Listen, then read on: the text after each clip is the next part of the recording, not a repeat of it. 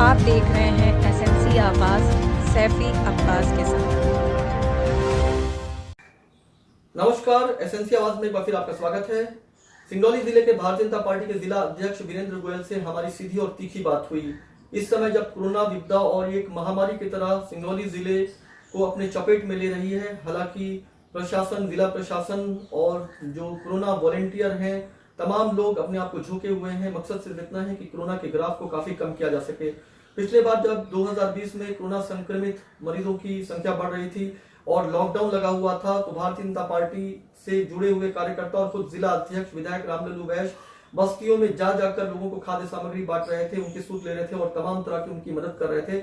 लेकिन इस बार बहुत सारे लोग वो चेहरे दिखाई नहीं दे रहे हैं जो बस्तियों में जाकर लोगों से पूछते थे कि किस तरह की स्थिति में है। अभी कुछ दिन पहले लॉकडाउन लगा हुआ था, अब जनता कर्फ्यू लगा हुआ है, तमाम दुकानें बंद हैं। जो छोटे व्यवसायी हैं वो पूरी तरह से प्रभावित हैं और अभी भी बस्तियों में ऐसे लोग हैं जिनके लिए 2 वक्त का भोजन जुटा पाना भी काफी मुश्किल है। ऐसे में जनप्रतिनिधि और खुद सिंगरौली जिला अध्यक्ष भारतीय जनता पार्टी के वीरेंद्र गोयल क्या कर रहे हैं, हमने उनसे भी बात किया। अस्पतालों में जिस तरह से खराब स्थिति से लोग गुजर रहे हैं, वहां पर जो एक दबाव सा दिखाई दे रहा है। अक्सर ऐसा सुनने को मिलता है कि जो मरीज हैं उनको बेड आसानी से नहीं मिल रहा है, ऑक्सीजन सिलेंडर की दिक्कतें आ रही हैं। इस पर क्या उनके द्वारा और पार्टी से जुड़े हुए लोगों के द्वारा किसी तरह की सुध ली गई? इसके साथ साथ जो जैतपुर में एक शव को कुत्ता नोच रहा था लेकर एक वीडियो भी वायरल हुआ, इस पर तमाम लोगों ने देखा और उन्हें इस बात का अचरज हो रहा था कि किस तरह की लापरवाही वहां पे दिखाई दे रही है। हमने इस पर भी उनसे बात किया। इसके साथ साथ दवाओं को लेकर और जो मरीजों में एक दबाव दिखाई दे रहा है, इस वक्त भारतीय जनता पार्टी ऐसा क्या कुछ कर रही है जिससे स्थितियों को कुछ बेहतर किया जा सके, क्योंकि तमाम लोग अपने आप को पुलिस प्रशासन, समाज सेवी, कोरोना वॉलंटियर तो दिखाई दे रहे हैं, लेकिन भारतीय जनता पार्टी से जुड़े हुए लोग जो पिछले बार काफी सक्रिय दिखाई दे रहे थे, वो इस बार बहुत ज्यादा तो नहीं दिखाई दे रहे हैं। इस पर भी जिला अध्यक्ष ने अपनी बात रखी। उन्होंने और क्या क्या कहा, ये आप सुनिए। 2020 में कोरोना की स्थिति काफ़ी ख़राब थी। पूरे देश में स्थितियां जो है वो ख़राब दौर में जा रही थी। सिंगरौली में खासतौर से भारतीय जनता पार्टी की बात करें तो एक और जहां पर कोरोना की जंग में वो पूरी तरह से साथ में दिखाई दे रही थी, वहीं पर ऐसी बस्तियों में जो लॉकडाउन से प्रभावित थे, वहां पर लगातार उनको खाद्य सामग्री दी जा रही थी, उनका मनोबल बढ़ाया जा रहा था। लेकिन इस बार की जो स्थितियाँ दिखाई दे रही हैं, वहाँ पर क्या आपको नहीं लगता कि अब उन बस्तियों में ज़रूरत नहीं है मदद करने की? देखिए, पूरे प्रदेश में कोरोना या महामारी से पूरा प्रदेश और देश झेल रहा है। पिछली बार सिंगरौली जिले में बहुत दिनों तक हमारा यह जिला ग्रीन जोन के रूप में दर्शित हो रहा था और संक्रमण भी जब इस जिले में आया था तो बहुत ही छोटे पैमाने पर इस जिले में संक्रमण प्रवेश किया था।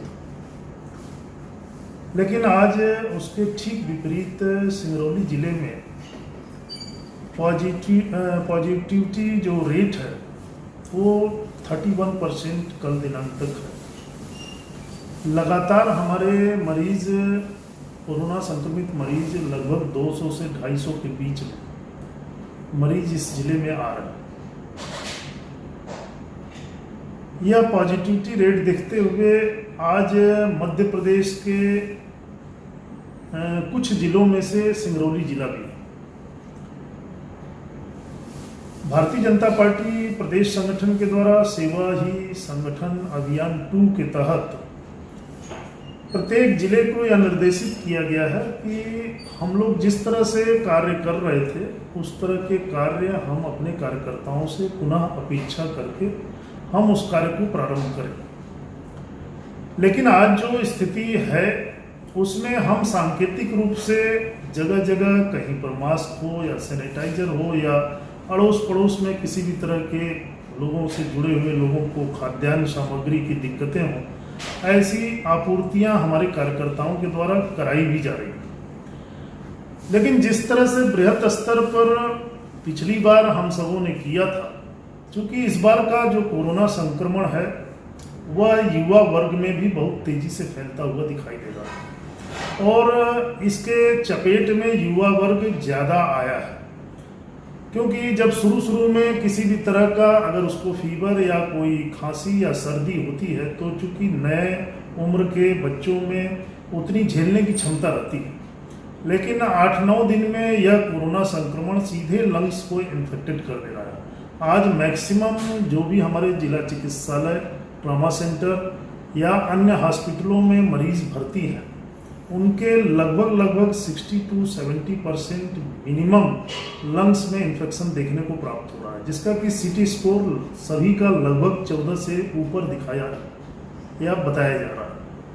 ऐसी स्थिति में इस तरह के सेवा कार्य को हम सब लोग बहुत अच्छे ढंग से नहीं चला पा रहे हैं, जिसका कि हम सबों को खेद भी है।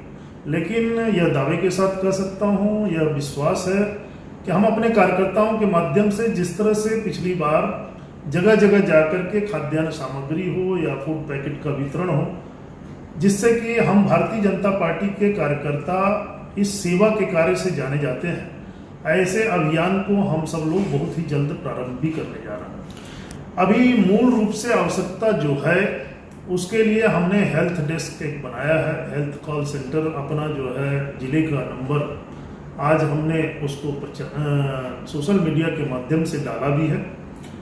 और मैं समझता हूं कि मेरे सवेरे जैसे ही नींद खुलने के साथ साथ जिस तरह से कोरोना संक्रमित मरीजों के या उनके अटेंडेंटों के जिस तरह से फ़ोन आ रहे हैं, जो हमसे बन पा रहा है, हमारे ज़िले के पदाधिकारियों से जो बन पा रहा है, हम हॉस्पिटल की सेवा देने में उसमें कोई कमी नहीं छोड़ रहे हैं। जहाँ तक रेमडेसिविर इंजेक्शन की बात है, वह डॉक्टरों को और माननीय कलेक्टर साहब को यहाँ के हम सबों ने यह बता रखा है कि कोई भी हमारा मरीज उस रेमडेसिविर इंजेक्शन के अभाव में उसकी मृत्यु न हो, ऐसा हम सब लोग के आने वाले समय में प्रयास भी है कि उस रेमडेसिविर इंजेक्शन के लिए कल ही माननीय मुख्यमंत्री जी के वर्चुअल मीटिंग में हम सबों ने यहाँ पर बात भी रखा है। एक सीटी स्कैन जो मशीन जो कि अभी एनटीपीसी में केवल है, और वो एनटीपीसी में होने की वजह से वहाँ पर भी काफ़ी लाइन लगा करके सीटी स्कैन कराना पड़ रहा है। हम लोग का यह प्रयास है कि हम जल्द ही ट्रॉमा सेंटर में सीटी स्कैन। अच्छा, आप लाइन लगाने की बात कर रहे हैं, लाइन कहाँ नहीं लगी हुई है? हॉस्पिटल में वेटिंग है, बहुत सारे लोग हैं जिनको हॉस्पिटल में बेड नहीं मिल रही है। अगर आप एनएससी की बात करिए या दूसरे हॉस्पिटल्स की बात करिए, जो प्राइवेट हॉस्पिटल हैं या जो कोविड सेंटर हैं, मरीजों पर इतना दबाव है कि उनको लगता है कि वो खुद या उनके अपने अगर इस स्थिति से गुजरेंगे तो वो जो है हो सकता है उनको बेड ना मिले। मैं नाम की तरफ नहीं जाऊँगा। एनएससी के एक डॉक्टर ने ये कहा कि जिस तरह से हॉस्पिटल पर दबाव है, बेड की स्थिति है, कल अगर खुद वो इससे संक्रमित हो जाएंगे तो हो सकता है उन्हें एनसीएल के इस एनएससी में बेड ना मिले। तो ये हॉस्पिटल में जिस तरह की स्थिति है, काफ़ी दबाव में डॉक्टर हैं और कोरोना जो है वो एक महामारी और आपदा के रूप में बढ़ रही है। ऐसे में जिन बातों को आप कर रहे हैं, क्या आपको लगता है कि वाकई में ग्राउंड लेवल पे उतने अच्छे से काम हो रहा है? देखिए, सबको यह पता है कि कल तक हमारे जो भी यहाँ के कोई भी मरीज, अन्य बीमारियों के मरीज, वह नेहरू हॉस्पिटल हो या एनटीपीसी हो या जिला चिकित्सालय हो या ट्रॉमा सेंटर, यहाँ पर इलाज होते थे। जितने हमारे पास में nurse, medical staff, paramedical staff हो या डॉक्टर्स, उनके आधार पर हम यहाँ के स्थानीय मरीजों को अन्य बीमारियों के लिए सेवा देते थे। आज धीरे धीरे नेहरू हॉस्पिटल में 50 से जो जानकारी है कि लगभग 100 बेड आज वहाँ पर संचालित हैं। ट्रॉमा सेंटर में जो कि हम 50 बेड लेकर के चालू किए थे, आज उसमें भी आईसीयू बेड के साथ साथ और बेडों की बढ़ोतरी की गई है।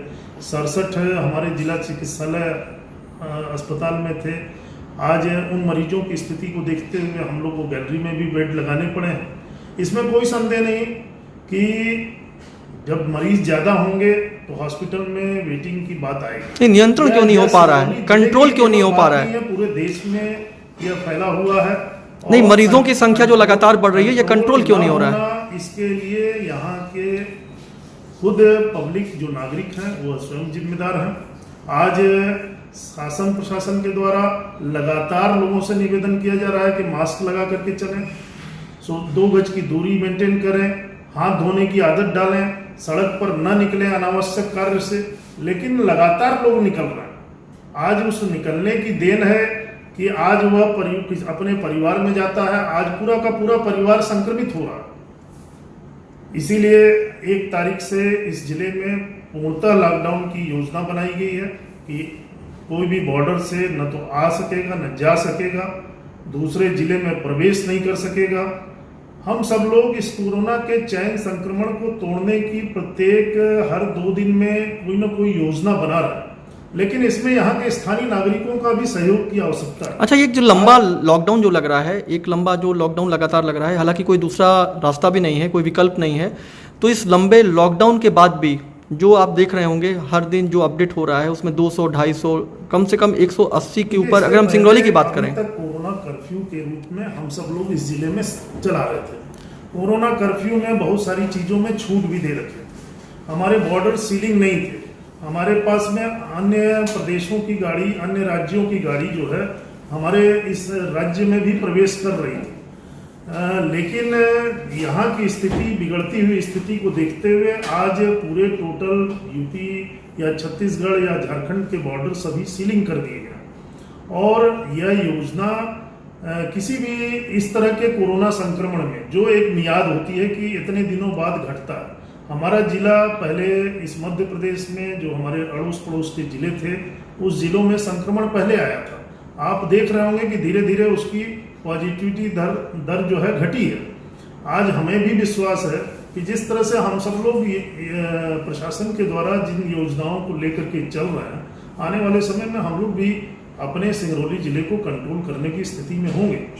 अच्छा, एक जो बहुत महत्वपूर्ण बात है इसकी टेस्टिंग को लेकर है कि कुछ लोगों को ऐसा लगता है कि वायरल फीवर हो सकता है और लोग जो है बचना चाहते हैं। अच्छा, कलेक्टर, सिंगरौली कलेक्टर की अगर बात करें तो उनके द्वारा तो बाकायदा कोविड में जिन मेडिसिन्स का यूज़ होता है उन्होंने उसको तक भेजा है।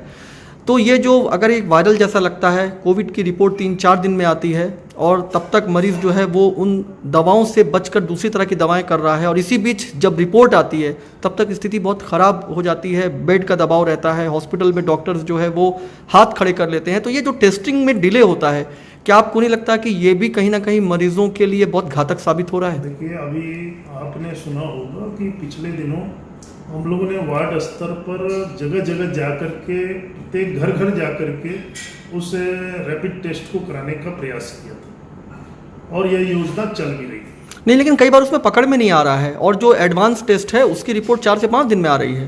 कोरोना संक्रमण की जो रैपिड टेस्ट है कई बार निगेटिव भी आती है और वह RT-PCR में पॉजिटिव भी आती है। हमें कोई टाइफाइड या मलेरिया फीवर जैसे जांच कराने पर जो प्राप्त होता है, हम टाइफाइड का इलाज करते हैं। अमूमन ऐसा देखा जा रहा है कि 5 दिन तक अगर नॉर्मल थोड़ा मोड़ा बुखार आता है और 6ठे दिन से कोरोना का जो बृहद रूप देखने को मिलता है और 9वें-10वें दिन तक तो लंग्स का इन्फेक्शन इतना ज़्यादा बढ़ चुका होता है। तो ये कमियां कहाँ हैं? ये कमियां किन? कमियां हमारे आम जनमानस में है कि आम जनमानस को यह इस चीज़ के लिए अवेयर होना पड़ेगा कि अगर हमें कोई भी बुखार है तो हमको उस रैपिड टेस्ट से बचने की आवश्यकता नहीं है। हमको जाकर के उस हॉस्पिटल में अपना रैपिड टेस्ट स्वयं भी कराना चाहिए, क्योंकि हम एक परिवार के साथ रहते हैं। हम अपने मित्र साथियों से सवेरे से शाम तक, कोई जो आज भले कोरोना कर्फ्यू है लेकिन किसी न किसी समय में कोई व्यक्ति के पास में हम बैठते हैं। तो यह प्रयास होना चाहिए कि अगर हमको फीवर आया है और 2 दिन तक अगर फीवर नहीं छोड़ रहा तो हमको खुद भी रैपिड टेस्ट अपना कराना चाहिए। वो रैपिड टेस्ट से हम बचते हैं।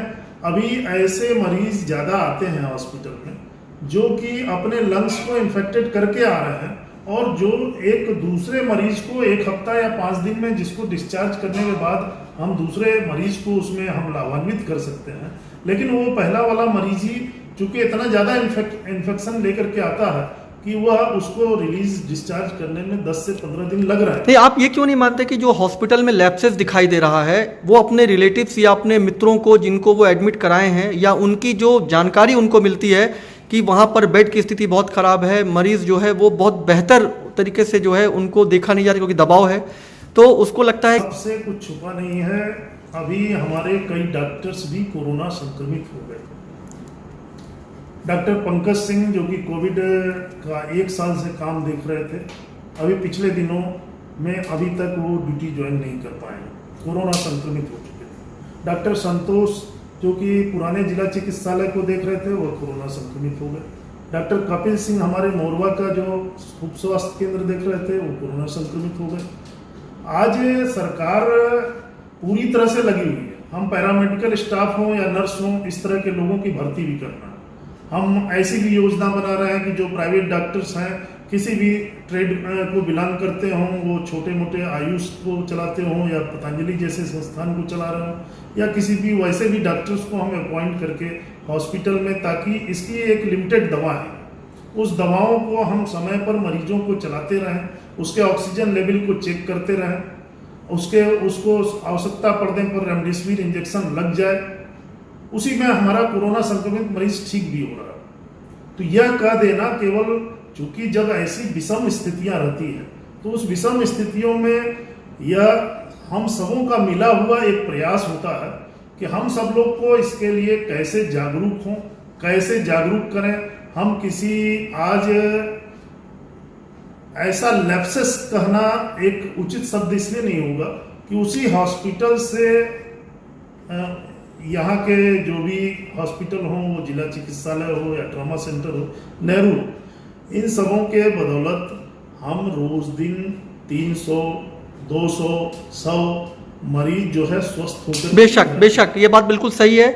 लैप्सेस का मेरा मतलब ये है कि जिनको बेड मिल गया वो ठीक हो गए, लेकिन जिनको बेड नहीं मिल पाया या डिले होके मिला या काफ़ी अप्रोच के बाद मिला, क्या आप एनएससी या दूसरे हॉस्पिटल में आपने ये देखा कि क्या स्थिति है पिछले कुछ दिनों में? क्या वहाँ पर किस तरह की स्थितियों से लोग गुजर रहे हैं, क्या आपने देखा है इधर करीब में? देखिए, पार्टी के जिलाध्यक्ष होने के नाते मेरे से जब भी कोई इस तरह से कोरोना संक्रमित मरीज संपर्क करता है, मेरा प्रयास होता है कि सर्वप्रथम उसको जिला चिकित्सालय या ट्रॉमा सेंटर में भेजने का मैं प्रयास करूँ। जहाँ तक नेहरू हॉस्पिटल की बात है, यह एनसीएल का एक यूनिट है और एनसीएल के संक्रमण से ही यह संक्रमण कर्मचारियों के संक्रमण से काफ़ी बढ़ा था। आज भी वह एनसीएल में कर्मचारियों के संक्रमण में रोक नहीं लग पाई है, तो बट नेचुरल है कि यहाँ पर ज़्यादातर एनसीएल के कर्मचारी ही नहीं, चाहे वो एनसीएल के हों चाहे जो भी हों, लेकिन ये तो एक कोरोना की जो एक चेन है उसमें चाहे एनसीएल के हों चाहे कहीं भी हों, अगर कम्युनिकेट हो रहे हैं एक दूसरे से तो एनसीएल को भी एक महत्वपूर्ण फैक्टर माना जा सकता है। और ज़िला प्रशासन के द्वारा ही एनएससी को कोविड सेंटर में बदला गया था। तो अगर वहाँ बहुत सारा दबाव होता है तो अल्टीमेट मरीज कहीं का भी हो, अगर वो स्प्रेडिंग से जुड़ा हुआ है और एक चेन को कहीं ना कहीं जो है वो बताने में मुझे अच्छा नहीं लग रहा है। मैं ऐसा कोई भी दिन नहीं होता है जिसमें कि लगभग 40, 50, 60, 70 मरीज या मरीज के अटेंडेंट लोग ना बात करते हैं। यानी आप ये मानते हैं कि काफ़ी दबाव है? ये बात तो आप मानते हैं ना कि काफ़ी दबाव है? बिल्कुल दबाव है। यहाँ की स्थिति आज जो बिगड़ रही है उसमें बट नेचुरल है कि दबाव है, हम सबों के ऊपर भी। लेकिन इसमें जनप्रतिनिधि दिखाई दे रहे हैं, सांसद, विधायक और खुद आप इस बार हॉस्पिटल में बहुत मतलब मरीजों में किस तरह की स्थितियां हैं, वहाँ बेड की किस तरह स्थितियां हैं, ऑक्सीजन उनको मिलने के लिए व्यवस्थाएं किस तरह की हैं, इस तरह की कोई बहुत सारी चीज़ें दिखाई नहीं दे रही है। ज़मीनी जो हकीकत है वो क्यों नहीं दिखाई दे रहा है? देखिए क्या है, मैंने पहले भी कहा आपको कि प्रत्येक व्यक्ति निश्चित ही अपने आप को सुरक्षित रखते हुए ही इस तरह के सेवा कार्य में लगता है। आज जो हमारे जिले में स्थिति है, चिंतनीय स्थिति है। हम सब लोग अपने टेलीफोनिक माध्यम से या अन्य माध्यम से या कोई क्राइसिस मैनेजमेंट की बैठक करके या वीडियो वर्चुअल की बैठक करके जितना हमसे बन सक रहा है यह हम लोग करने का प्रयास। नहीं, ये तो आपकी बात सही है सुरक्षा को ध्यान में रखते हुए, लेकिन एक बात ये भी जानना चाहेंगे कि वो लोग जो कोरोना वॉलंटियर हैं, जो पुलिस प्रशासन से जुड़े हुए हैं, नगर निगम से जुड़े हुए हैं, जो समाज सेवी अपने आप को झोंके हुए हैं, हर दिन सुबह से लेकर शाम तक रोड पे लोगों को समझाइश दे रहे हैं, आखिर कहीं ना कहीं वो भी तो अपने आप को असुरक्षित करके अभी भी रोड पर हैं। तो ऐसे में अगर खुद की सुरक्षा को थोड़ा सा बेहतर करके अगर उन मरीजों तक और उन अस्पतालों तक जनप्रतिनिधि और खुद ज़िला अध्यक्ष अगर पहुँचे तो शायद हो सकता है उन मरीजों को और बेहतर व्यवस्था मिले, क्योंकि बहुत सारी शिकायतें भी लगातार आ रही हैं। हॉस्पिटल की कमियां, आप ट्रामा सेंटर या किसी की भी बात करें, सिर्फ कमियों को उठाना हमारा मकसद नहीं है, लेकिन कमियों को नज़रअंदाज करके इसको एक महामारी की तरफ फैलाएं, ये भी उचित नहीं होगा। और समस्त मीडिया साथियों से भी निवेदन, यह समय किसी नकारात्मकता की ओर सोचने का विषय समय नहीं है। हम सकारात्मकता की ओर जाएं। हमारा प्रत्येक जनप्रतिनिधि, यहाँ का अन्य राजनीतिक दल का व्यक्ति या कोई भी एनजीओ समाज स्वयंसेवी संस्था अपने अपने स्तर से लगा हुआ है। पिछले दिनों शमशान में कुत्ते शव को नोच रहे थे, वो वीडियो वायरल हो रहा था, जैतपुर का ही था, आपने भी देखा होगा। मैंने इस पे तत्काल चर्चा किया था प्रशासन से, इस तरह से आगे से कभी भी गलतियां न हो। जहां तक आज अगर इस बात पर अगर बताने में अच्छी बात नहीं लगती है, लेकिन अगर किसी परिवार में जो घटनाएं हो रही, उस परिवार के व्यक्ति को दाह संस्कार पूर्ण करके ही अपने घर को जाना चाहिए। अभी ऐसी भी स्थितियां सुनने को मिलती है कि कई बार हम सबों के पास में ऐसे भी फोन आते हैं कि भाई साहब उनको हॉस्पिटल से वो उठा लेंगे कि नहीं उठा लेंगे। हम हॉस्पिटल से लाना नहीं चाहते। हम एक शासन, कोई भी जिला प्रशासन आज चारों तरफ अपने किसी पब्लिक को रोकने का विषय हो, इस कोरोना कर्फ्यू के पालन करने का विषय हो। आज हमारे ट्रॉमा सेंटर पे वहाँ पर एक टीम बैठा दी गई है प्रशासन के द्वारा, उसमें जिला पंचायत सीओ बैठ रहे हैं, कमिश्नर नगर निगम जाकर के बैठ रहे हैं, प्रत्येक जगह पर एसडीएम रैंक का आदमी जाकर के उसको कोरोना कर्फ्यू का पालन करता हुआ दिखाई दे रहा है। लाशें जो भी मृत्यु हो जा रही हैं उनको फूकने के लिए एक तहसीलदार कैटेगरी का आदमी जो है डिप्यूटेड है। लेकिन कभी कभार कोई लापरवाही हो सकती है। इस पर हम सबों ने बड़ी गंभीरता के साथ बात लिया था। ये जैतपुर वाली घटना को हम लोगों ने चर्चा भी किया था, और चर्चा करने के बाद आगे से यह भी कहा गया है कि इस तरह की घटना की पुनरावृत्ति न हो। अच्छा, ये जो एबंडेंट बिल्डिंगें हैं, चाहे एनसीएल की हों चाहे एनटीपीसी की हों, इनको एक बैकअप के रूप में, जहाँ पर ये मालूम है कि कोविड में कौन सारी दवाएं चलेंगी, वहाँ पर ऑक्सीजन की व्यवस्थाएं हों, अगर हॉस्पिटल में लगता है कि बहुत सारा दबाव है, वहाँ पे बेड नहीं खाली है, तो कम से कम उनको एक शुरुआती बैकअप। यह बताने की आपको जानकारी होगी पहले से कि हमारे इस जिले में लगभग ऐसे जितने भवन थे उसमें हम लोगों ने बेड लगा दिए हैं।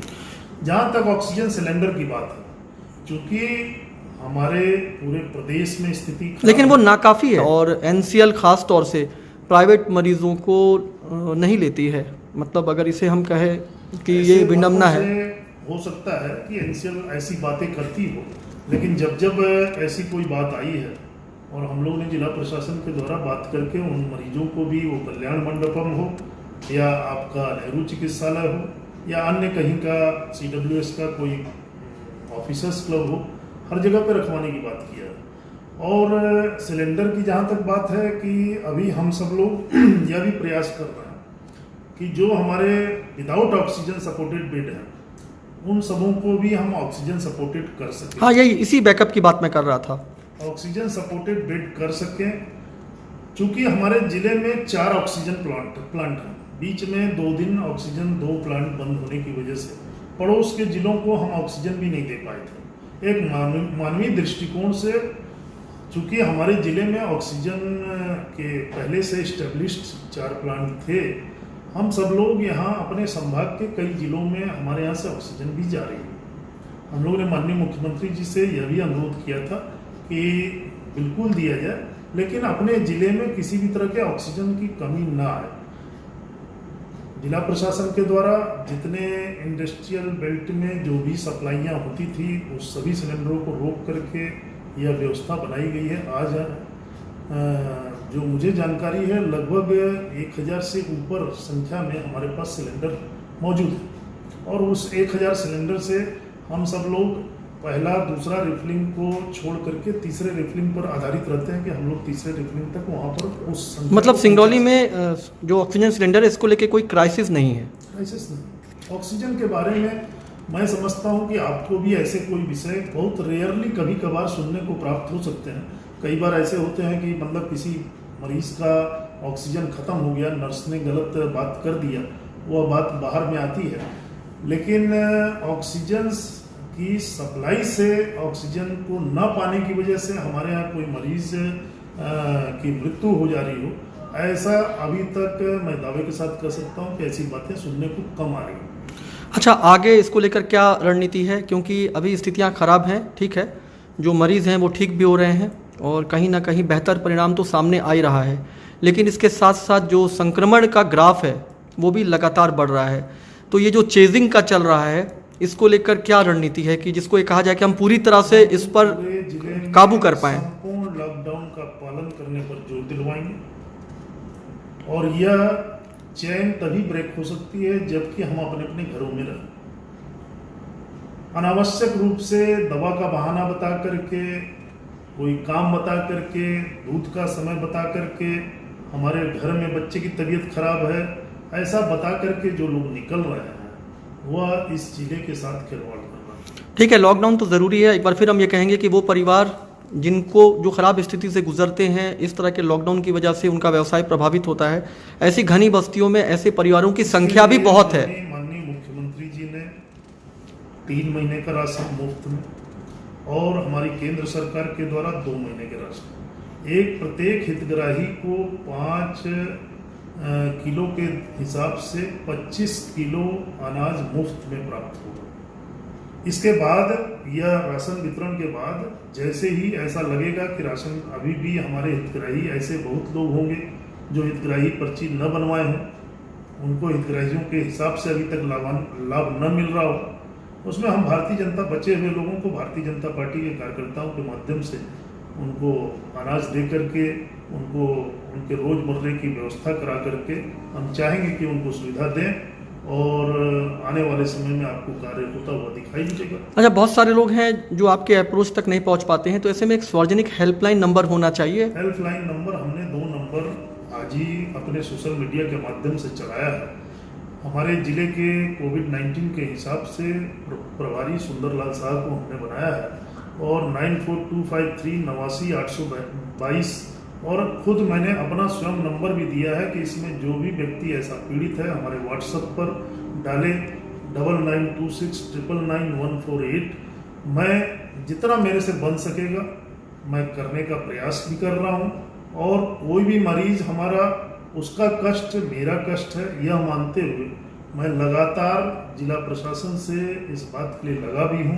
मेरा प्रयास रहता है कि वह मरीज, चूँकि मरीजों की अपेक्षाएं ज़्यादा होती हैं, ऐसे संक्रमित मरीज को हम लगातार डॉक्टर्स या मेडिकल स्टाफ उनके पास में बैठ करके समय नहीं दे सकता, लेकिन अगर उसको बेसिक कोई ज़्यादा समस्या दिखाई देती है तो तुरंत भर में उसकी समस्या का निदान भी हो रहा है। अगर आपके माध्यम से इतना ही अपने जनता से अपील कर रहा हूँ कि अगर सब लोग चाहेंगे और जागरूक हो जाएंगे तो निश्चित ही हम कोरोना को परास्त करेंगे और सिंगरौली जिला को जीत की ओर अग्रसर करेंगे। तो आपने देखा कि भारतीय जनता पार्टी के जिला अध्यक्ष वीरेंद्र गोयल ने अपनी बात रखी, लेकिन ये सच्चाई है कि बातें चाहे जो भी हों, लेकिन इस वक्त जिस तरह की स्थिति से लोग गुजर रहे हैं, लापरवाहियों का नाम दीजिए या किसी भी तरह की बात करिए, लेकिन अगर अस्पतालों में और तमाम जगह पर हम लोग परेशान हो रहे हैं, उनको भोजन के लिए परेशान होना पड़ रहा है या अस्पतालों में बेड नहीं मिल रहा है, तो कहीं ना कहीं प्रशासन को और खुद पार्टी से जुड़े हुए लोगों को ये देखने की जरूरत है कि किस तरह से उनकी मदद किया जाए, जिससे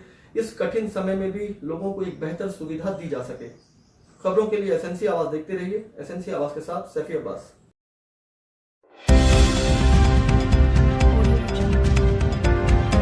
आप देख रहे हैं एसएनसी आवाज सैफी अब्बास के साथ।